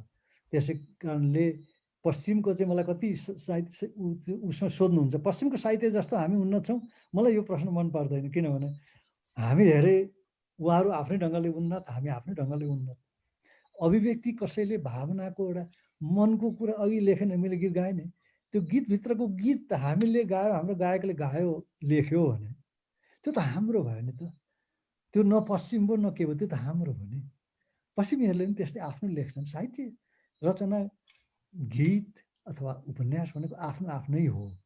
त्यसो हुँदाखेरि फरक छ, हेर्ने दृष्टिकोण फरक छ। जगत धन्यवाद सरलाई। यहाँ अर्को आरजे आशुतोषले पनि एउटा प्रश्न गर्नुभएको छ, अलिक कडा नै छ। डाक्टर साहबलाई एउटा प्रश्न छ मेरो। नेपालमा अहिले पाठकको मृत्यु भयो कि जिउँदैछ? लेखकको मृत्यु त उहिले घोषणा भइसकेको हो। सिन्डिकेट खडा गरिरहेका छन्। सिन्डिकेट भने हो कि मैले बुझिनँ। सिन्डिकेट भनेर लेख्नु भएको छ, खडा गरिरहेका छन्। यस्तोमा साहित्यलाई कसरी सम्प्रेषण गर्ने?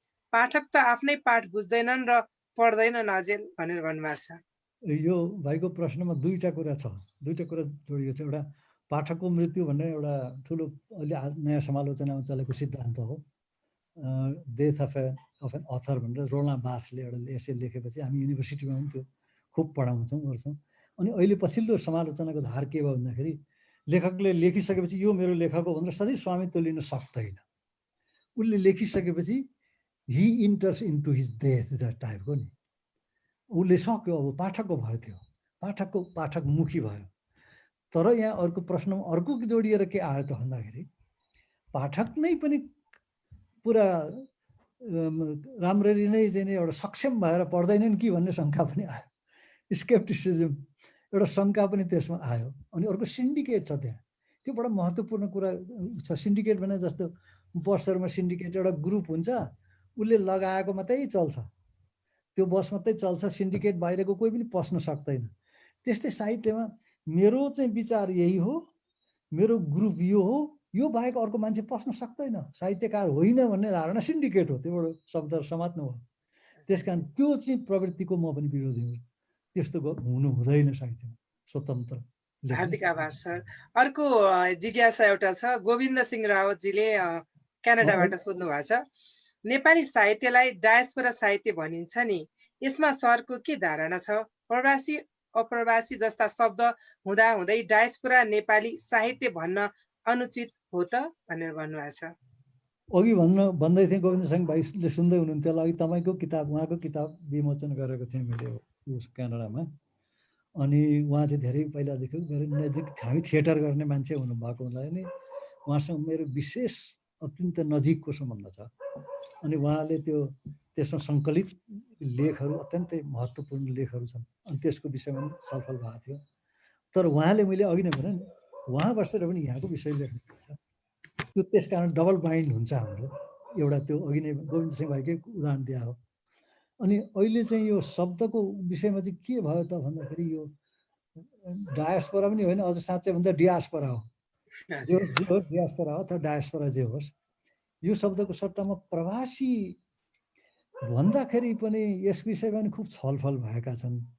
मान्छेले चाहिँ के ठाने भन्दाखेरि, एउटा मेरो विद्यार्थी रामजीले एउटा आफ्नो व्याख्यामा के गरेका छन् भने उनको लेखमा, डायस्पोरा भन्दाखेरि अलिकति माथि अलिकति व्यापक भए कि अथवा केही प्रेस्टिज बढी छ कि भन्ने साइकोलोजी छ कि भन्ने रामजीले लेखेका छन्। अब त्यो पनि एउटा विषय, छलफलको विषय हो। तर के छ भन्दाखेरि प्रवासी भन्दाखेरि चाहिँ अब भन्दा हुन्थ्यो होला, सुरुदेखि चलेको भए, तर डायस्पोरा भन्दाखेरि के हुँदो रहेछ नि, 81 लिङ्क हुँदो रहेछ। अनि यो नयाँ शब्दले पनि मान्छेलाई डायस्पोरा भन्दाखेरि एक किसिमको अलि अर्कै अनुभूत पनि हुन्छ होला जस्तो लाग्छ मलाई। नेपालीहरूले मात्रै अरूले पनि त्यो शब्द प्रयोग गर्छन्, हजुर, डायस्पोरा भन्छन्, अर्कोले पनि अरू भाषा पनि भन्छन्। त्यसै कारणले त्यसलाई लिङ्क गर्न सजिलो होस् भनेर प्रयोग भएको होला। अब त्यो अङ्ग्रेजी शब्द पनि वास्तवमा त्यो होइन, त्यो डिराइभ हुँदै आएको शब्द हो। त्यसै कारणले त्यसलाई प्रयोगमा आइसक्यो। अब यसलाई सायद परिवर्तन गरेर प्रवासी भन्दाखेरि हाम्रो प्रवासी नेपाली भने जस्तै अर्थमा आउँछ र सायद नेपालीहरूले त्यो प्रयोग नगरेका हुन सक्छ। हार्दिक आभार सर। गौतमजी, अर्को एउटा जिज्ञासा राखौँ। हजुर। अर्को विक्रम भट्टराईजीले बेलायतबाट राख्नु भएको छ, मेरो सरसँग एउटा प्रश्न के भने, किन हिजो आजका कृतिहरूमा नेपाली व्याकरणलाई प्राथमिकतामा राखिन्न भनेर सोध्नु भएको छ। होइन, त्यो पनि छलफलकै विषय छ। म एउटा व्याकरण ग्रुपमा पर्छु एक किसिमले, त्यही भएर पनि सोध्नु भएको होला यो प्रश्न पक्कै पनि। पहिलेदेखि हामीहरूले जुन चलाइराखेका छौँ, जस्तै शहीदलाई तालबे स लेखेर पठाउँछु, पत्रिकाले पातलो बनाइदिइहाल्छ, शहीद पातलो भएर आउँछ। हजुर, यस किसिमका चाहिँ नै कुराहरू छन् त्यसमा। अब त्यो चाहिँ एउटा किसिमको अर्कै किसिमको एउटा मानक यहाँ विकसित भएको छ। त्यसले गर्दा पनि अलिकति भ्रम पैदा भयो। म आफैलाई पनि कुन लेख्ने हुँदाखेरि कहिले कहाँ लेखिरहेर गल्ती गरिराखेको हुन्छ। त्यसो भएको हुनाले कहीँ दीर्घ लेख्छु, पछि पत्रिकाले रोसो बनाएर पठाइदिन्छ। यी धेरै चलिरहेका छन्। त्यस कारणले व्याकरणमा अहिले पनि यो धेरै छलफल छ। केन्द्रीय नेपाली विभागका भाइहरूले यो यसमा धेरै काम गर्दै हुनुहुन्छ। अनि प्रज्ञा प्रतिष्ठानले पनि गर्दैछ। प्रज्ञा प्रतिष्ठानले आफ्नो सायद डिक्सनरी पछिल्लो पनि निकालेको छ। अनि अरू भाइहरू पनि हुनुहुन्छ। त्यसो भएको हुनाले ग्रामरको बहस धेरै छ। तर के छ भने यसलाई चाहिँ अलिकति छिटै सेटल गरेर यो भयो भन्ने चाहिँ नेपालका लेखकहरू, ग्रामेरियनहरूले सेटल गरिहाल्नु राम्रो छ। किनभने नेपाली भाषा यति व्यापक छ। ग्रामरै भन्नुहुन्न तपाईँहरू भने पनि, मैले एकजनालाई भने, लाखौँ शब्द हरेक दिन प्रयोग हुन्छन् यो भाषाका। केही तपाईँहरूको कुनै ग्रामर बिना पनि नेपाली चलिरहन्छ। त्यसो भएको हुनाले एउटा मानकमा ल्याउनुहोस्, सबैले गरेको एउटा भेला गर्नुहोस्, यो चाहिँ चल्दैछ भनेर गर्नुहोस्। अहिले त धेरै सिस्टममा चाहिँ धेरै ल्याइसक्नुभयो हुन चाहिँ त्यो देखिन्छ। धन्यवाद सर। अब धेरै हजुर आज विशेष व्यक्तित्व भएको भएर पनि विशेष विषयका प्रश्नहरू हामीलाई आइरहेका छन्। म एउटा मात्र राख्छु अनि गौतमजीतर्फ लागिहाल्छु फेरि। यो चाहिँ राजकुमार कार्कीजीले नेपालबाट सोध्नु भएको छ, नेपाली साहित्यले अब नयाँ धारको बाटो लिँदैछ भनिन्छ, के कस्तो होला? यसबाट भाषामा के कस्तो प्रभाव पर्ला भनेर सोध्नु भएको छ। नेपालको साहित्यले धारहरू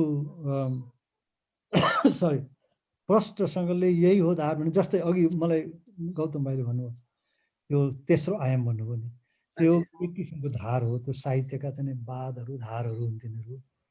अर्को एउटा प्रश्नमा भने सिन्डिकेट भन्ने कुरा आयो, त्यो पनि एक किसिमको प्रवृत्ति हो। अर्को चाहिँ के छ भनेदेखि शुद्ध लेख्ने, सहज लेख्ने, धेरै मानिसहरूले त्यसलाई पढ्ने सेयर गर्ने, त्यो किसिमको धार हो। अहिले नेपाली साहित्यमा प्रश्न यही धार हो भनेर भनिहाल्न फेरि अलमल भएको छ, त्यसको त्यस्तो छैन। अहिले चाहिँ एउटा चाहिँ के छ भने अहिले फिक्सनमा औपन्यासिक, यो अलिकति कोभिड-19 भन्दा अगाडि चाहिँ यसो देखेको धार हेर्दाखेरि उपन्यास अलि फिक्सनमा बढी लेखियो, पहिला कविता बलियो थियो। फिक्सन अलिकति पछिल्लो गएर धेरै लेखियो, अलिकति बलियो भएर गयो। अब गोविन्द भाइ पनि यहाँ सुन्दै हुनुहुन्छ, रावत भाइ, हामीले नाटकको पनि लेख्छौँ, तर हाम्रो के छ भन्दाखेरि नाटक लेखेपछि प्रस्तुति हुनु पर्यो, त्यो विधा अलिकति लिमिटेड छ। तर पछिल्लो समयमा चलेको चाहिँ फिक्सन नै हो, सर्ट स्टोरी थोरै, फिक्सन धेरै, अनि त्यसबाहेक दोस्रोमा चाहिँ कविता लेखन नै छ। त कोभिड-19ले निकै नै चाहिँ एउटा अलमल पारेको छ। अब यस पछाडि अगाडि के देखिन्छ, यो बिचमा त खासै धेरै लेखिएन, अब के देखिन्छ हेर्नु छ अझै पनि। हार्दिक आभार म त्यहीँबाट उठान गरौँ भगवतीजी। हजुर, प्रश्नकर्ताहरू साथीहरूलाई, हाम्रा साहित्य प्रेमी सम्पूर्णलाई हार्दिक आभार व्यक्त गर्न चाहन्छु। गौतमजी अगाडि बढ्नुहोस्। हजुर, अभि सरसँग जति समय कुरा गरे पनि हामीलाई अधुरै हुन्छ। कहाँबाट हामी उहाँसँग सुरुवात गर्ने र कहाँ लगेर टुङ्ग्याउने भन्ने सम्भवतः यो सञ्चारकर्मीको नाताले मलाई मात्र होइन धेरैलाई त्यो अप्ठ्यारो हुन्छ। उहाँ बहुआयामिक बहुबौद्धिक व्यक्तित्व हुनुहुन्छ। उहाँको व्यक्तित्वको बारेमा कुन पाटोबाट सुरुवात गरेर विश्लेषण गर्ने भन्ने कुरामै हामी कहिलेकाहीँ अन्योल नहुन्छौँ। कवि, हाइकु लेखक, निबन्धकार, नाटककार, समालोचक, स्तम्भकार, यो यति धेरै विविध क्षेत्र छ। नाटकमा उहाँको त्यत्तिकै छ, समालोचकीय क्षेत्रमा नेपाली साहित्यमा उहाँको आफ्नै उचाइ छ। तर आज यो त्यही समालोचकीय क्षेत्रबाट हेर्दाखेरि अभि सरले देख्नु भएको नेपाली साहित्यमा लेखनको अहिलेको विशेषता चाहिँ के हो? अगाडि पनि भने अहिले चाहिँ कस्तो छ, नेपाली साहित्यमा एउटा अहिले यसको के एनर्जी देखियो भन्दाखेरि यो ठुलो सिट अखबारहरू आयो नि, ब्रोड सिट पेपर। म आफै पनि त्यता लेख्छु, साहित्यिक पत्रिकामा नलेखेर लेखहरू चाहिँ नि ब्रोड सिट अखबारमा, ब्रोड सिटहरूमा लेख्छु। अखबारहरूमा साहित्यको धेरै चर्चा हुन थाल्यो एउटा। अर्को कुरा चाहिँ कस्तो भन्दाखेरि संस्मरणहरू लेखिए। तेस्रो कुरा चाहिँ अलिकति सामाजिक यो उसमा भएका परिवेशहरूमा पनि अर्ध साहित्यिक अर्ध वैचारिक यस किसिमका लेखहरू पनि आए। यो किसिमको बिचको र अनि बायोग्राफी, कसैको आत्मजीवनी गर्ने, कसै मान्छेसँग सहयोग लिने, आफूले भनिदिने, अनि त्यसबाट अटोबायोग्राफीहरू निकाल्ने, यो पनि एउटा धार देखियो। अनि केही थोरै मात्रामा चाहिँ नि वैचारिक कृतिहरू पनि निस्किएका छन्। यो किसिमका धार भनेको मैले भन्ने विधाको हिसाबले त्यही नै हो। म सरसँग एउटा प्रश्न, अब हामी करिब उत्तरार्धमा छौँ। भगवतीजी भन्दै हुनुहुन्छ हामीले 1 घन्टा तपाईँसँग यो वार्तामा जोडेका छौँ। त्यसमा हाम्रा अतिथिहरूले सुरुवातमा केही समय लिनुभएको छ। तैपनि अहिले तपाईँसँग केही निजी विषयमा पनि हामी प्रवेश गर्न चाहन्छौँ जाँदै अन्तिममा। त्यो चाहिँ अन्तिम चरणलाई मैले बाँकी राखेको छु भगवतीजी, र सबै दर्शकहरूलाई पनि यो जानकारी गराउन चाहन्छु। केही निजी जीवनका रोचक पक्ष पनि अभि सुवेदी सरसँग छन्। अहिले लकडाउनको समय छ, एउटा प्रसङ्ग जोड्न चाहन्छु। यो नोबेल पुरस्कार प्राप्त लेखक मार्केसको एउटा love in the time of cholera भनेर एउटा कृति थियो। त्यो चाहिँ यो लकडाउन र यो विश्व महामारी जुन अहिले कोभिड सङ्क्रमण छ सँग मान्छेले सम्झन्छन्, धेरै प्रसङ्ग जोड्न खोज्नुहुन्छ त्यसमा। अब तपाईँ जस्तो एउटा सिद्धहस्त सर्जकसँग कुराकानी गर्दाखेरि त्यो त्यतिखेरको सन्दर्भमा प्रतीकात्मक थियो होला, तर सृजनशील लेखकहरू आज यो लकडाउनमा तपाईँ जस्ता सृजनशील लेखकहरू, समालोचकहरू यो लकडाउनको समयलाई कसरी सदुपयोग गर्दै हुनुहुन्छ? अलि नवीनतम काम भएका छन् यो बिचमा? मैले आफूले गरेको चाहिँ मात्रै भन्न सक्छु। अरूको पनि अलिअलि थाहा छ। मैले चाहिँ यो बिचमा के गरेँ भन्दाखेरि बिपी कोइरालाको डायरीहरू अङ्ग्रेजीमा लेखिएको सम्पादन र परिचय लेखेर बुझाएँ, किताबैको रूपमा बुझाएँ। अनि दोस्रो चाहिँ मलाई एउटा सधैँ लागिरहने, मलाई स्ट्राइक गरिरहने विषय के भनेदेखि ठुलो अनुवादकहरूमध्ये विश्वको अहिलेसम्म पनि धेरै कुशल अनुवादकहरूमध्ये भानुभक्त आचार्य एउटा ठुलो अनुवादक हो। पल सेलान भन्ने जर्मन कवि अर्को ठुलो अनुवादक हो भन्ने यस्ता यस्ता मेरो सिद्धान्त पहिलेदेखि। अनि यो लकडाउनमा त्यो खुब राम्ररी लेख्न पाएँ। एउटा अहिले डाक्टर गोविन्द भट्टराईको सम्पादनमा एकाडेमीबाट अनुवाद सम्बन्धी ठुलो ग्रन्थ निस्किरहेको छ, त्यसमा मलाई लेख्न लाउनु भयो एउटा, मैले धेरै ठुलो लेखेर पठाइदिएँ भानुभक्त अनुवादकमाथि, त्यो एउटा काम गरेँ। अहिले चाहिँ अब नसकेका आफ्नो संस्मरणहरू पनि लेख्दैछु र एउटा केही कविता त लेखिहाल्छु अनि एउटा नाटक पनि लेख्दैछु। यो बिचमा यस्तै मैले गरिराखेको छु। 2 दर्जनभन्दा बढी कृतिहरू यहाँका प्रकाशित छन्। हजुर, आरुका फुलका सपनाहरू, चिरिएका साँझहरू नेपाली र अङ्ग्रेजीमा त्यत्तिकै, अनि अनुवाद साहित्यमा पनि त्यत्तिकै छन्। एउटा सिङ्गो इतिहास प्राध्यापक डाक्टर अभि सुवेदीसँग छ। अलिकति व्यक्तिगत विषयमा प्रवेश गर्न अनुमति पाउन सकिन्छ होला? भनौँ न, लेखकको व्यक्तित्व निजी त हो, निजत्व त हो, र त्यसैलाई सेयर गर्न पायो भने त्यो साहित्य हुन्छ फेरि उसको निम्ति। हामी आज तपाईँसँग कुराकानी गर्दै गर्दाखेरि 1 घन्टा बढी समय भइसकेको छ। भवजी, तपाईँले मलाई नोटिस गरिरहनु भएको छ निपेशजी। तर पनि सुरुवातमा हामीले केही समय अतिथिहरूलाई स्वागत गर्नका लागि छुट्याएको कारणले त्यो समय पनि सदुपयोग गऱ्यौँ। हामीलाई पनि अभि सरसँग यो गैर आवासीय साहित्यसँग, नेपाली समग्र साहित्यको क्षेत्रसँग लामो कुराकानी गर्ने रहर चाहना हुँदाहुँदै पनि समयको पाबन्दीलाई मध्यनजर गर्दै एउटा पूर्वी पहाड तेह्रथुमबाट उठेर नेपाल र नेपाल मात्र होइन, नेपालमा पनि त्यो लेभलको व्यक्तित्वहरू छन् भनेर पहिचान बनाउन सफल व्यक्तित्व तपाईँ हुनुहुन्छ। व्यक्तिगत रूपमा, नितान्त रूपमा, व्यक्तिगत रूपमा केन्द्रित भएर तपाईँसँग सोध्दै गर्दाखेरि तपाईँ हिप्पी साहित्यबाट, त्यो सङ्गीतबाट बढी प्रभावित हुनुहुन्छ र नाटकमा तपाईँका अभिव्यक्तिहरू कहाँ कहाँ गएर जोडिन्छन् विश्व साहित्यका पात्रहरूसँग। यो तपाईँलाई यो कसरी यो संयोग मिल्यो? तेह्रथुममा भैँसी चराएर भैँसीको ढाडमाथि अङ्ग्रेजी किताब राखेर पढेको सामान्य एउटा चाहिँ पृष्ठभूमिबाट आज यो अग्लो उचाइमा आइपुग्दाखेरि प्राध्यापक डाक्टर अभि सुवेदी कहाँ कहाँ छरिएर यसरी यो नाटकमा शेक्सपियरका तपाईँको लवज देखिने, उचो व्यक्तित्व देखिने, हिप्पीले तपाईँलाई 60को दशकमा प्रभाव पारेको यो नितान्त व्यक्तिगत रूपमा हामीले फाइदा लिएका छौँ नि नेपाली साहित्यले। अभिसरमा अलि छरिया कि? यो विषय धेरै बृहत छ। हजुर, भैँसीमाथि चढेर ब्रदर्स कारमा पढ्दा नै पहिलो हिप्पी भइसकेको थिएँ म। हजुर।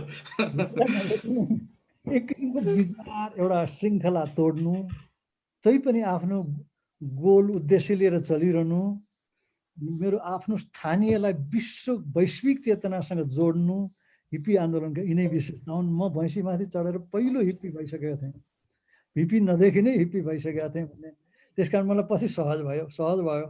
चरित्र त्यस्तै अराजकै रहेछ, त्यस्तै विरोधाभासपूर्ण नै रहेछ, त्यस्तै निजीलाई विश्वसँग जोड्ने चरित्र रहेछ होइन। त्यस कारण हिप्पीहरूसँग चाहिँ मैले काठमाडौँमा भेटेँ। उनीहरूलाई भेट्दाखेरि काठमाडौँमा म पढ्न आउँदाखेरि के भएको थियो भने म बडो लस्ट जेनेरेसन टाइपको भएको थिएँ। लस्ट जेनेरेसन, हजुर। पहिला चाहिँ के गर्थेँ, अलि स्टुडेन्टमा अलि पोलिटिकल एक्टिभिजम पनि भयो, के भयो, अनि त्यसमा विश्वास हरायो सबै। हराइसकेपछि यहाँ पढ्न आउँदाखेरि म सुन्ने थिएँ, मैले टेक्ने भूमि मैले देख्दैन थिएँ। म एउटा विचारको शून्यता थियो, खालि एउटै मेरो आधार साहित्य, आफूले जे त्यो लेख्नु, त्यो थियो मेरो। अनि तिनीहरू हुल काठमाडौँमा एउटा अनौठो मान्छेहरू आइपुगे, मेरै उमेरका मान्छे छन्, भेटेपछि कुरा गर्दा त्यस्तै छन्। उनले आफ्नो ठुल्ठुलो सिटीहरूमा भैँसी त चढेनन् होला र त्यस्तै अनौठा काम गरेका अनुभव भएका मान्छे आए। अनि चिन्ताहरू त्यस्तै हो, स्थापित मूल्यहरूलाई नमान्ने मान्छेहरू आए। अनि ठिकै कतिखेर क्लिक भइसकेँ म उनीहरूसँग जोडिएँ। त्यो जोडिसकेपछि के हो भनेदेखि सङ्गत भयो। अनि तिनीहरू मध्ये कस्ता मान्छे थिए भने धेरै ठुल्ठुलो लेखकहरू, सङ्गीतकारहरू, अनि त्यसपछि चित्रकारहरू, तिनीहरू त्यस्ता मान्छेहरू भेटेपछि के भने मेरो सङ्गत भयो, मैत्री भयो। त्यसबाट पनि साहित्यको नै पढाइ। अनि नाटकसँग जोड्दा चाहिँ के भयो भन्दाखेरि पछि एउटा कुरा कसैले नसोधेको तपाईँले बडो राम्रो सोध्नु। नाटकमा हिपीहरूको कहीँ प्रभाव छ कि कसैले सोधेको छैन मलाई, तर हो तपाईँले आज पहिलोपटक सोध्नुभयो।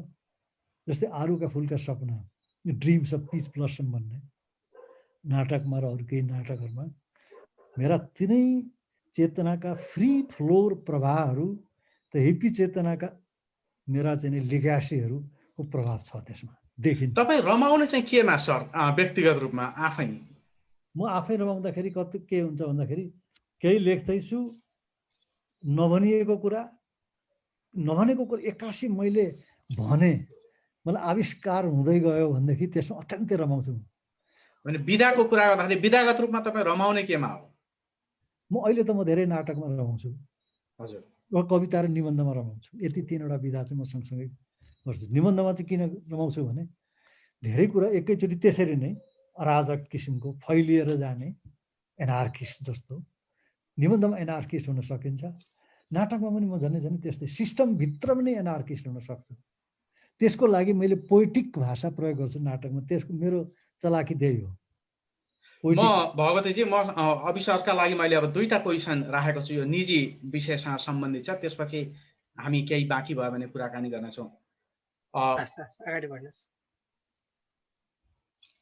तपाईँसँग दुईटा एउटा जोडिएको प्रसङ्ग। तपाईँ विद्यार्थी राजनीतिमा पनि धरानमा रहँदाखेरि एउटा प्रगतिशील विचारले आउनुभयो। जब 60को दशकमा हिप्पीहरूसँगको सङ्गतले तपाईँलाई त्यो विचार शून्य भएर हिँडेको व्यक्तिलाई एउटा चाहिँ परिवर्तन गरायो र मन्जुल लगायतहरूसँग गिटार बजाउँदाखेरि तपाईँले अङ्ग्रेजी गीतलाई गाउन थाल्नुभयो। अलिकति अमिल्दो व्यक्तित्व तपाईँसँग देखिन्छ। त्यो धारबाट आएको मान्छे पछिल्लो समय बिपी कोइराला नेपाली राजनीतिमा समाजवादी, नेपाली साहित्यमा अराजक यौन मनोविज्ञानवादी भनेर चाहिँ बिपीलाई चर्चा गरिन्छ। बिपीको लाई चाहिँ साँगु र घेरामा राखेर हेर्नु हुँदैन भनेर तपाईँ निरन्तर लेखिरहनु भएको छ, वकालत गरिरहनु भएको छ, बहसहरूमा छलफल भइरहनु भएको छ। र अहिले भर्खर तपाईँले भन्नुभयो मैले बिपीको बारेमा एउटा लेखेको छु र तपाईँको एउटा नाटक पनि हामीले जानकारी, सान्दाजुको महाभारत, जसलाई बिपीलाई नेपाली राजनीतिमा सान्दाजुको रूपमा सम्मान गरिन्छ। यो प्रसङ्ग तपाईँको यो व्यक्तिगत रूपमा नमिल्दो कसरी यो संयोग भयो? अलिकति यो कुरा गरौँ न, यो व्यक्तिगत रूपमा। हुँदाखेरि म प्रगतिशील त्यो शब्द त होला, तर ट्राटस्कीको विचारले प्रभावित थिएँ। त्यो ट्राटस्कीको विचारबाट आफै बिपी कोइराला प्रभावित हुनुहुन्थ्यो। उहाँबाट प्रभावित भएँ। फेरि बिपी यतिखेर म बिपी ट्राटस्कीलाई सँगै लिएर हिँड्थेँ। बिपीसँग अहिले प्रभावित भएको होइन म। त्यही बेलादेखि नै बिपीसँग छु म। बिपी आफै ट्राटस्कीसँग त्यस कारण अराजक भन्नुभएको, अनि उहाँको गुह्य मैले बुझेँ त्यही बेलादेखि। म एउटा भ्रममा के नपरौँ भने म कुनै पार्टी काङ्ग्रेसको यस्तो कोही मान्छे म होइन। काङ्ग्रेसहरूमा सम्प्रसन्न हुनुहुन्न होला, किनभने यति फ्री स्वतन्त्र उहाँहरूलाई पनि बिपीलाई बुझ्नु भएन भन्ने मान्छेसँग त पो खुसी होला। तर त्यसो भएको हुनाले बिपीलाई मैले त्यही बेलादेखि चिनेको, उहाँको विचार भनौँ न। अनि उहाँलाई कहिले पनि छोडेन मैले, त्यस कारण नयाँ डिस्कभरी गरे होइन। अनि बिपीसँग पछिसम्म रहिरहने के भनेदेखि उहाँसँगको त्यो लिबरेसन, जुन मुक्तिको, अघि हाम्रो विद्यार्थी सांसद ह्यारिसले भने जस्तै स्वतन्त्रताको निम्ति, मान्छेको मुक्तिको, प्रजातन्त्र र मानव अधिकारको निम्ति भन्नु भएन अघि, बिपीसँग त्यो कुराले प्रभावित भए। पछि मलाई के हो, सबै कुनै किसिमको एउटा सानो घेरामा बसेर कुनै राजनीति गर्नेबाट पुरै मुक्त भएँ। मुक्त हुँदाखेरि कसलाई भेट्दा बिपीलाई फेरि भेटेँ। त्यसो त केही मान्छेहरू भेट्छु, जस्तै मनमोहन अधिकारी पनि हुनुहुन्थ्यो, उहाँको पनि मलाई ठुलो धेरै उ लाग्छ। तर बिपी कोइरालासँग लेखन थियो, विचारहरू, छलफल थियो, सबै चिज थियो हुँदाखेरि मैले उहाँसँग बढी प्रभावित भएर धेरै काम गरेँ। तर एउटा कुरा चाहिँ के भने मसँग समय छैन, धेरै लेखेको छु। एउटा मेरो सल्लाह के छ भने एकाडेमीले आख्यानकार बिपी कोइराला भन्ने किताब निकालेको छ। त्यसमा पहिलो 40-50 पेज जतिको एस्से मेरो हो, मैले लेखेको छु। त्यसमा चाहिँ बिपीको विभिन्न पक्षमाथि मैले बहुत धेरै रिसर्च गरेर लेखेको छु। यो साहित्यमा अराजकतावादी, राजनीतिमा म चाहिँ नि समाजवादी जो भन्नुभएको छ त्यही म डिसएग्री गरेर छु, उहाँसँग असहमत भएर लेखेको छु। त्यहाँ त्यस्तो असहमत हुने काङ्ग्रेसहरू खोज्दै जाँदा नरहरि आचार्यको लेख भेटाएँ। तपाईँको असहमति के हो संक्षेपमा भन्न सक्नुहुन्छ? अलिक धेरै व्याख्या चाहिन्छ। म संक्षेपमा भन्दाखेरि के भने यति चाहिँ भनिराखौँ, यो धेरै ठुलो बहसको विषय हो। सबैसँग तपाईँले पनि कोही आउने भए भने त्यो किताब चाहिँ एउटा मगाइदिनु होला कसै साथीहरूलाई, नभए मैले भेटेँ भने कोही भयो भने म पठाइदिन्छु।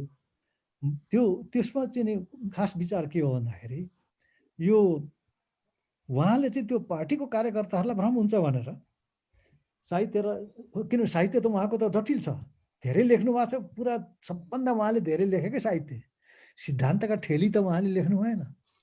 प्रोपोगन्डाका त्यो नेताहरू हुन्छ नि त्यस्ता ठेली त केही लेख्नु भएन। उहाँले सबभन्दा धेरै लेख्नुभयो संस्मरण र साहित्य। त्यसो हुँदाखेरि मैले लेखेकोमा कार्यकर्ताहरूमा धेरै अलमल नहोस् भनेर उहाँले सिधा राखिदिनु भएको त्यो स्ट्राटेजी भेट्यो। दोस्रो मेरो तर्क के हो भने उहाँको राजनीतिले जुन मानिसको मुक्ति, ह्युमन राइट्स, डेमोक्रेसीलाई मान्छ, उहाँको सिद्धान्तले मानिसलाई मान्छ। मानिसको शिर उच्च हुनु पर्यो। एउटा उहाँले के भन्नुभएको छ अदालतको बयानमा, मैले नाटकमा त्यही राखेको छु उहाँको संवाद, जुन दिन राजा महेन्द्रले कु गरे त्यस दिन सम्पूर्ण नेपाली सर्वसाधारण मानिसको शिर निहुरियो, मान मर्दन भयो भन्नुभएको छ। त्यो हरेक मानिसको प्रतिष्ठा र शिरको कुरा मान मर्दनको भयो भनेर चेतना राख्ने कतिजना नेता मैले पाउनु भेटेको छैन। यो सान्दाजुको महाभारत चाहिँ के प्रसङ्ग हो सर? यो नाटकको यही प्रसङ्गहरूका कुरा हुन्। यो प्रसङ्गमा चाहिँ के भने बिपीको चाहिँ नि मोदी ऐन, त्यसमा युद्ध र विषयको कुरा छ त्यसमा। अनि अर्को कुरा उहाँले अदालतको बयान जुन दिनुभएको छ नाटकीय ढङ्गले, त्यो चाहिँ थोमस जेफरसनको चाहिँ त्यो डकुमेन्ट अफ त्यो फ्रिडम नै हो नेपालीको भनेको छु मैले, कति लेक्चरहरूमा आर्टिकलहरूमा पनि भनेको छु। त्यो विषयमा अदालतमा गएर उहाँले यही भन्नुभएको छ, त्यो कु भएको दिन, मलाई उ गरेको दिन सम्पूर्ण नेपालीको मान मर्दन भयो भन्नुभएको छ। सर्वसाधारण मान्छेको इज्जत, प्रजातान्त्रिक अधिकारको निम्ति कोही त्यो उचाइको नेताले अदालतमा गएर कोर्टमा सबभन्दा ठुलो डकुमेन्ट बनाएको उहाँ नै हो। त्यो कुरा एउटा स्पिरिटले मलाई छोयो, विचारले छोयो। गौतमजी, हजुरको अन्तिम प्रश्नभन्दा अगाडि म एउटा प्रश्न राख्छु है। म सक्ने लागे एउटा प्रश्न छ होइन हजुरले चाहिँ यस्तो हो, हजुरले अलिकति उहाँसँग रोमान्टिक प्रश्नहरू पनि गर्छु भन्नुभएको भएर सरलाई बिचमै रोकेँ, त्यसको लागि माफ चाहन्छु। एउटा बल्दो प्रश्न पनि छ, अहिले चलिरहेको कुरा पनि हो यो। अनि फेरि यो चाहिँ हाम्रो क्यानाडा बस्ने गोविन्द सरले नै उठाउनु भएको छ।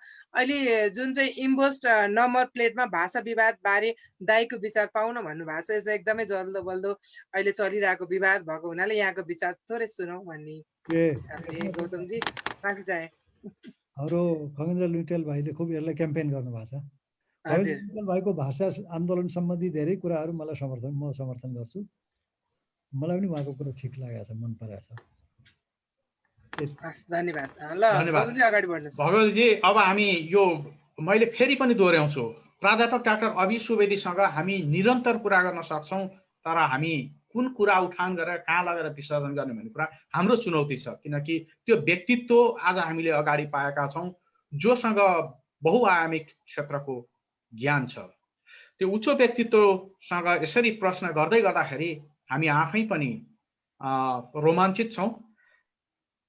निजी जीवनसँग जोड्न चाहे यी सबै कुराहरू छोडेर बिपीलाई साँगु र घेराबाट नहेरौँ।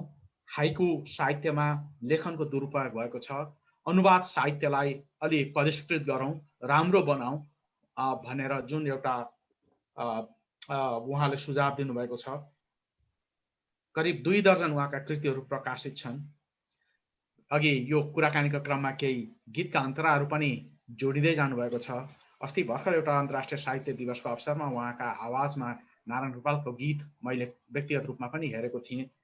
एउटा धेरै क्षेत्रमा धेरै बहुआयामिक व्यक्तित्वसँग यसरी घन्टौँ बसेर गफ गर्दाखेरि, हामीले कुराकानी गर्दाखेरि पक्कै पनि यो गैर आवासीय नेपाली साहित्य र यो क्षेत्रमा सम्बन्धितहरूलाई केही खुराकहरू, सुझावहरू हामीले प्रदान गर्न सक्नेछौँ भन्ने हाम्रो अपेक्षा हो। प्राज्ञिक, भाषाविद, नाटककार बहुआयामिक व्यक्तित्व प्राध्यापक डाक्टर अभि सुवेदी, हामी उहाँलाई उच्च सम्मान व्यक्त गर्दछौँ।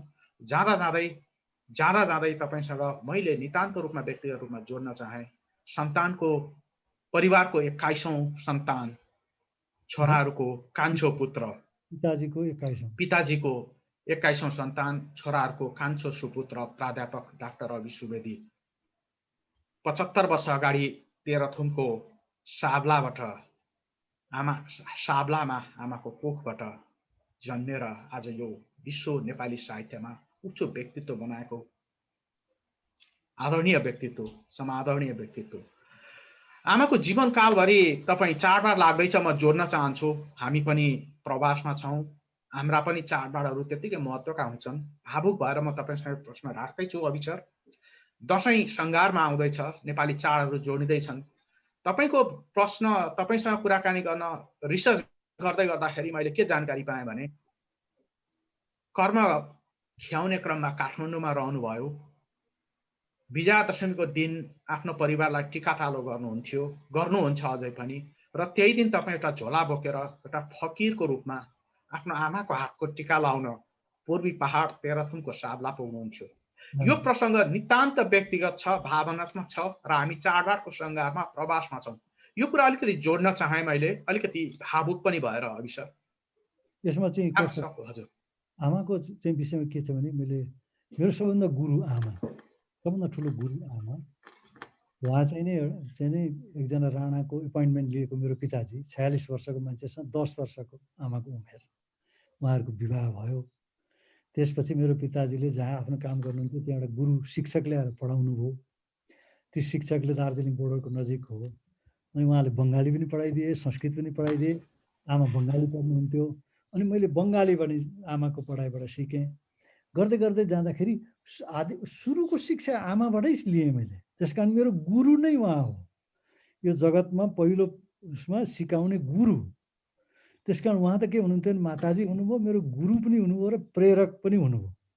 उहाँ यहाँ पनि आएर बस्नुभयो, तर लो कान्छा मलाई पुर्याइहाल भन्नुहुन्थ्यो, फेरि उहाँ गइहाल्नुहुन्थ्यो। अनि उहाँ बिना त दसैँको बेला त आमा बिना त कुरा भएन। त्यस कारण म जान्थेँ। त्यो चाहिँ मेरो ठुलो आफ्नो निजी जीवनको सबभन्दा ठुलो यात्रा हुन्थ्यो त्यो। त्यस कारण जहिले पनि जान्थेँ। सबैजना बाहिर जो हुनुहुन्छ, तपाईँहरूका माताजीहरू कहाँ हुनुहुन्छ, के हुन्छ मलाई थाहा छैन।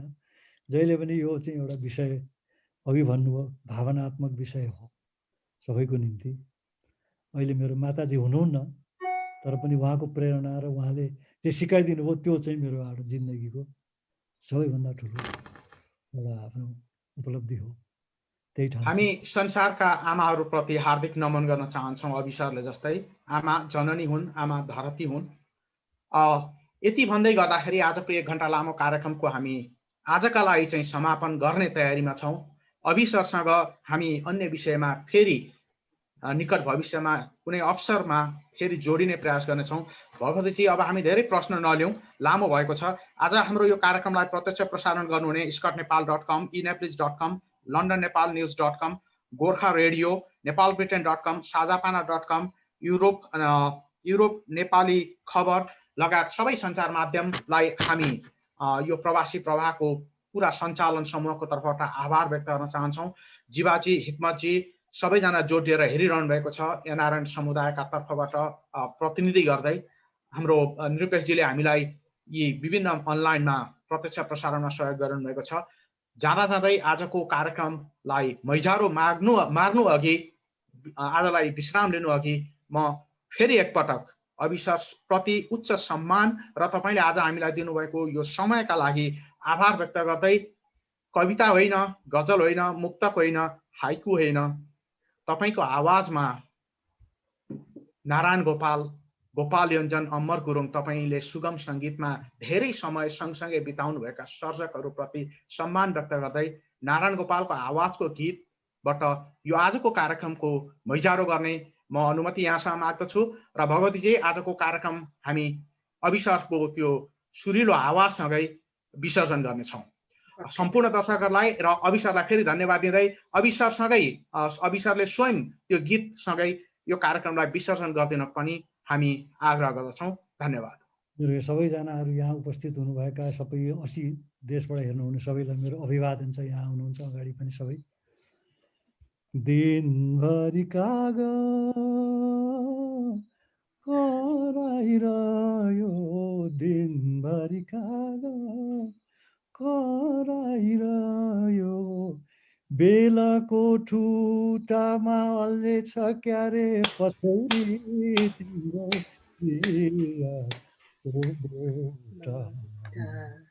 यस्तै भन्दै भन्दै पछि कुनै समयमा अलि धेरै गाउँला। अलिकति हार्दिक आभार सर। यहाँको यो यति धेरै यहाँसँग बस्ने त समय अझै पुगेको छैन, तर पनि अब समय भइसकेकोले हामी बिदा माग्न एकदम बाध्य पनि छौँ। हामीले चाहिँ प्रवासी प्रवाह भनेको चाहिँ विदेशमा रहेका नेपाली साहित्यकार नेपालीहरू र घरदेश र परदेशलाई जोड्ने काम यो प्रवासी प्रवाहको हो। हामीले आज 20औं श्रृङ्खलामा यहाँलाई पाएका छौँ। हाम्रो यो प्रवासी प्रवाहको 20औं श्रृङ्खलामा यहाँलाई अतिथिको रूपमा र यहाँका धेरै कुराहरू हामीले जान्ने मौका पायौँ। यसको लागि हामी आभार व्यक्त गर्दछौँ। र हाम्रो यो कार्यक्रम यहाँलाई कस्तो लाग्यो, छोटो 2 शब्दमा भनिदिनुहोस्। र अब त्यो भन्नुको साथै यहाँले चाहिँ अनुज पुस्तालाई हाम्रो चाहिँ केही सल्लाह सुझाव दिनु चाहनुहुन्छ भने दिन सक्नुहुन्छ। धेरै सहज लाग्यो। यो औपचारिकता केही थिएन, एकदम इन्स्पायरिङ। तपाईँहरूको हरेक प्रश्नले, हरेक कुराले अत्यन्त प्रेरित भएँ र धेरै कुरा भन्न सकेँ। पहिले नसोचेका कुरा पनि भने। त्यसको अर्थ के भने अत्यन्त प्रेरक अन्तर्वार्ताहरू भयो। अनि यहाँ उपस्थित हुनुहुने, पहिला बोल्नुहुने अनि उहाँहरू सबै र यहाँ यो वातावरणले गर्दाखेरि पनि मलाई अत्यन्त यहाँको अमूल्य समय र विचारको लागि हार्दिक धन्यवाद। म लगायत हाम्रो गौतमजी र हामीलाई हेरेर बस्नुहुने सबैलाई हार्दिक आभार व्यक्त गर्दै आजको कार्यक्रमबाट बिदा हुन्छ। अब यस्तै